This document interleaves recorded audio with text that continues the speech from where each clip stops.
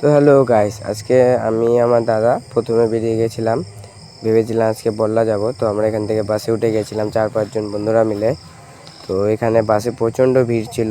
তো এখানে ভালো করে ক্যামেরা ধরা হচ্ছে, তার জন্য আমরা ভাবলাম যে বাসে আজকে উপরে উঠে যাওয়া যাক, একটু মজা করাই যাক আজকে। তো আমরা 4-5 জন মিলে পুরো হাওয়ার মজা ফিল নিতে নিতে নিতে নিতে আমরা চলে যাচ্ছিলাম বল্লা মায়ের কাছে।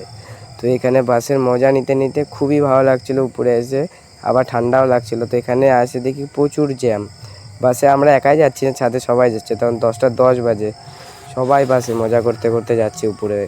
তো আমরা বাসে 4-5 জন উপরে উঠেছিলাম। তো আমরা এখান থেকে প্রায় কিছুক্ষণ পরে নেমে যাব, যেহেতু আমরা বল্লার সামনে চলে এসেছি। তো আমরা জ্যামের জন্য ভালো লাগছে না, বসেই আছি।